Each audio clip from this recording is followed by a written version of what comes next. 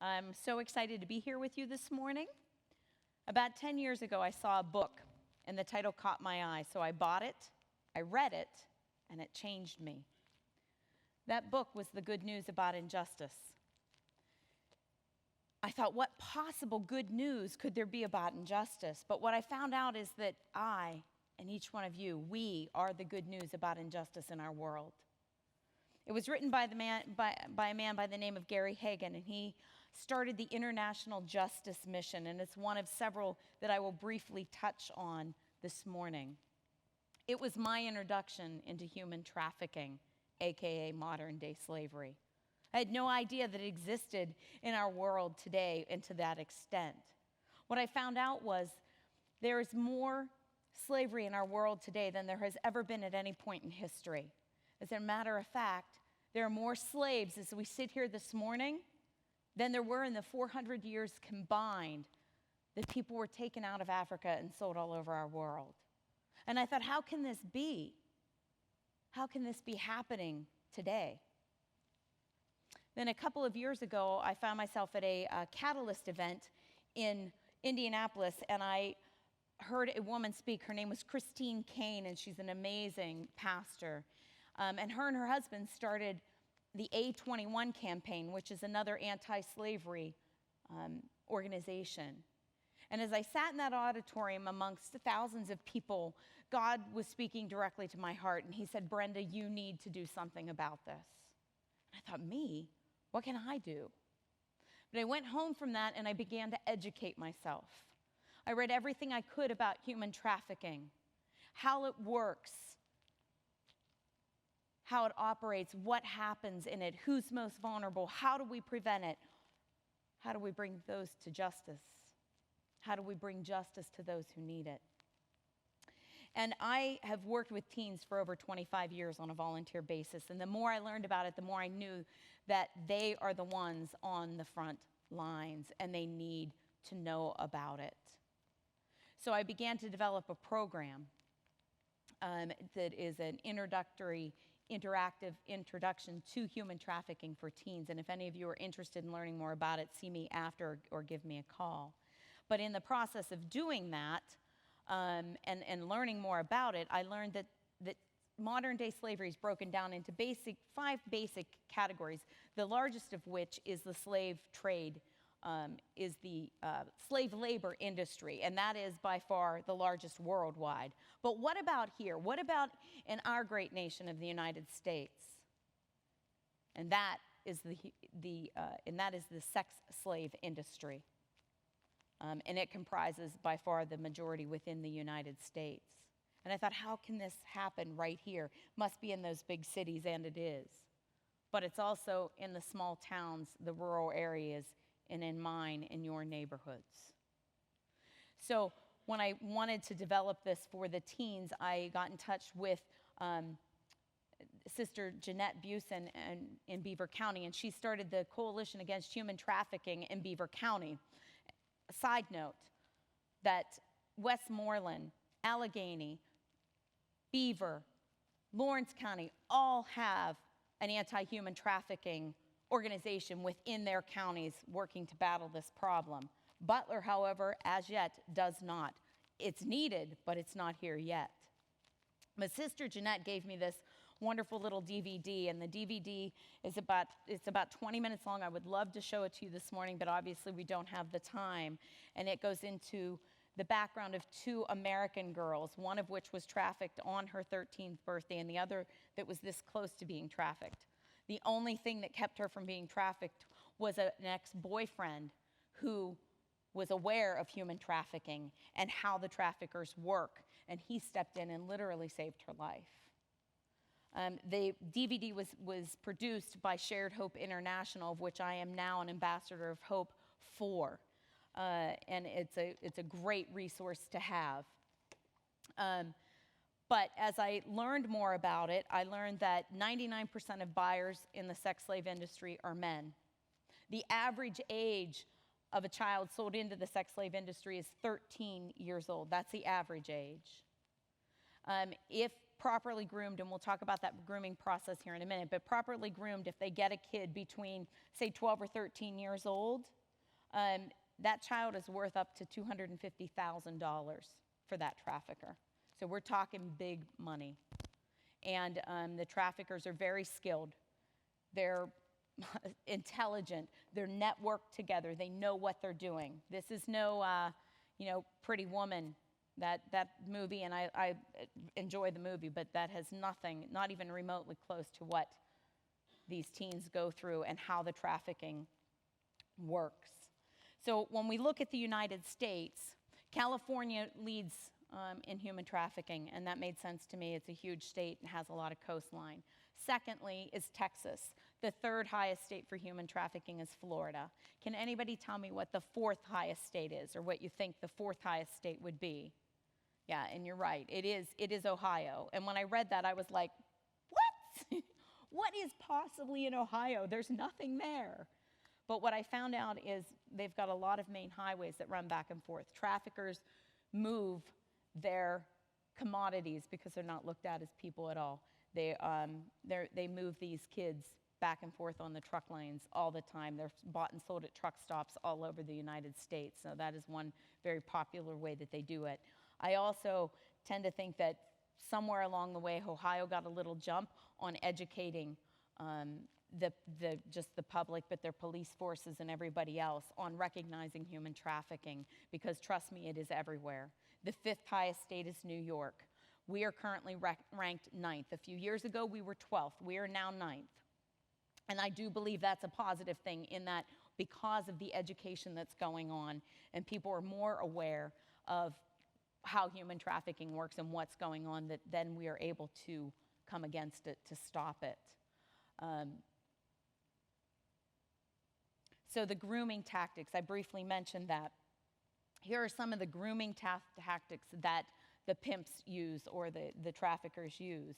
When they know they've got buyers, they will properly groom a child. And we're used to hearing the stranger danger thing. Stranger danger comprises about 3% of trafficked kids. That's all. The rest of them, the other 97%, trust their trafficker and have a relationship with them. And so as they build a relationship with whatever kid they're trafficking, now I know when we talk about kids that are at risk, the most at risk, obviously the kids that are on the fringes, kids that are in foster care, kids that don't have much at home, those kids are easy pickings. A child that runs away will be approached, at least approached within the first 48 hours of being on the street, if not trafficked. And unfortunately, if a child goes to a shelter, if they're under 18, they are sent back home. Many of these kids are running away because of the abuse at home. And so the trafficker comes along and says, hey, I'll take care of you. Here's food, here's clothing, you're beautiful, I love you. I'm your knight in shining armor. And the kid doesn't have any other choice anyway. So they're very easy to traffic.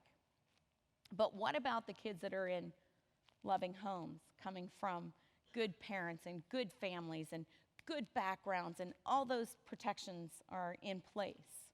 And this is one of the reasons why I know it's so important to talk to teens about this and make them aware, because when that grooming process is going on and they're so good at it, that usually the youth won't even know they're being groomed, but somebody else may recognize it. So like the DVD that I had talked about that goes into the life of two different girls, the one girl was in high school and working her way through high school at a little local diner, looking forward to graduating, going to college, and moving to a big city, and all these great dreams that just about every kid has.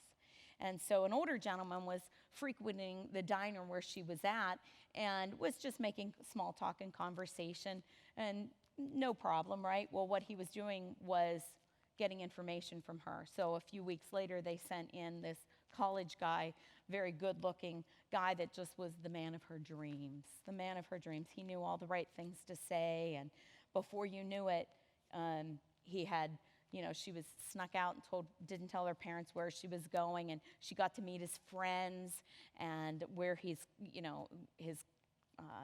place where he was living off of campus. And in fact, they were all traffickers too. And they were shopping her to see if they had buyers or how much they wanted to pay for her. Like I said, her ex-boyfriend saw these signs and stepped in right before she had left home to move out. But traffickers will even they'll use a high school boy to woo a junior high girl. And I don't know a junior high girl out there that won't be taken back when a senior high boy likes them and is interested in them. They'll get them to maybe sex them a few pictures, which is huge in youth culture. And before you know it, then they'll blackmail them with those pictures. And so every time that girl's made to turn a trick, then that senior high boy will get a kickback for her having to turn a trick. There was a case, I heard a girl speak, and this was a little tiny town out in central PA, and it was a neighbor. Her mom was a single mom, had her and her little sister, and the neighbor guy would just made conversation with them, and they knew the whole stranger danger thing, built up a relationship, bought her some toys, some other little gifts and things, and and before you know it, that little girl was raped every day after school for 2 years. And didn't tell anyone. Why? Because he could see her house from where he lived. And he would say, I saw that you had spaghetti last night for dinner. And I'm watching everything you do, and I know where your mom is, and I'm going to go get your little sister.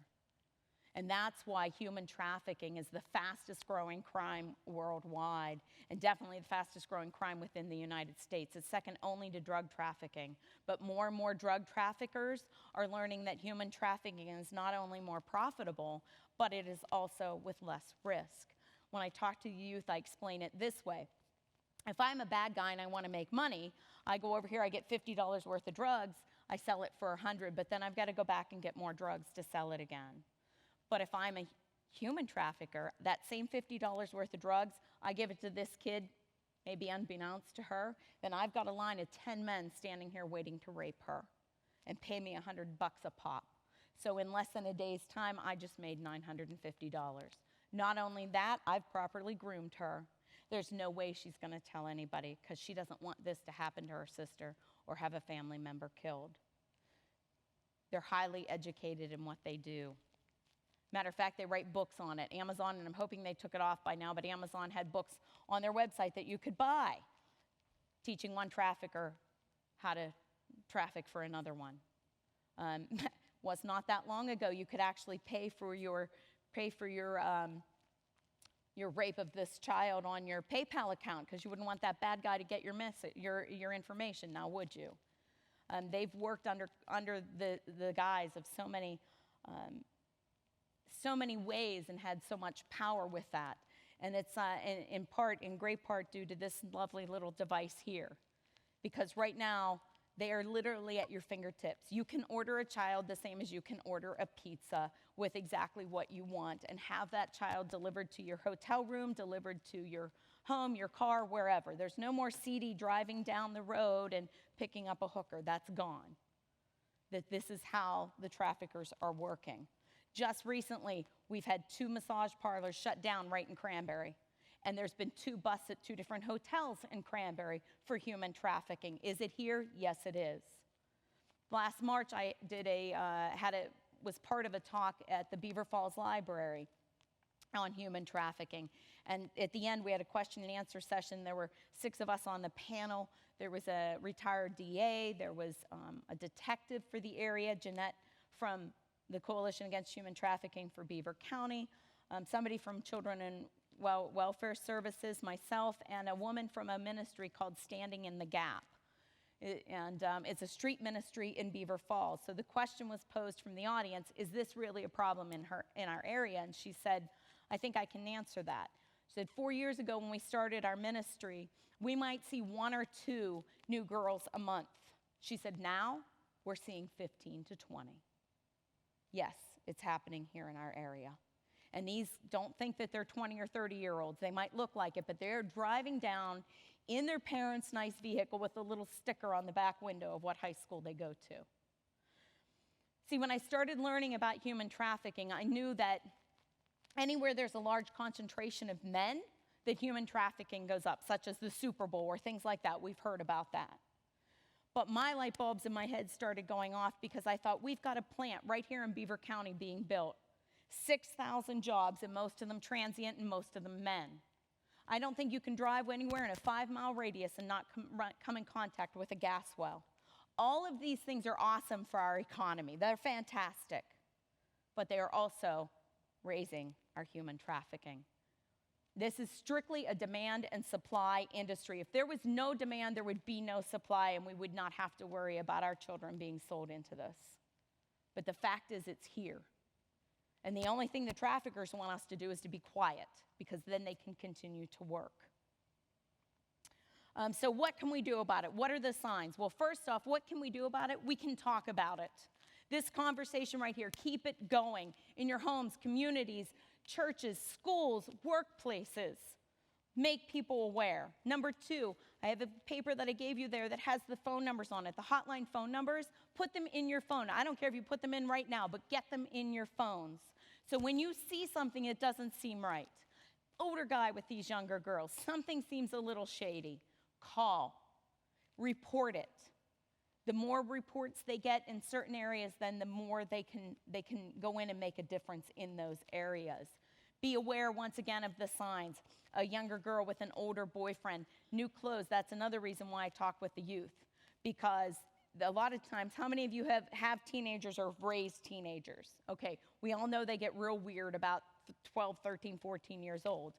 And they're not going to tell you everything.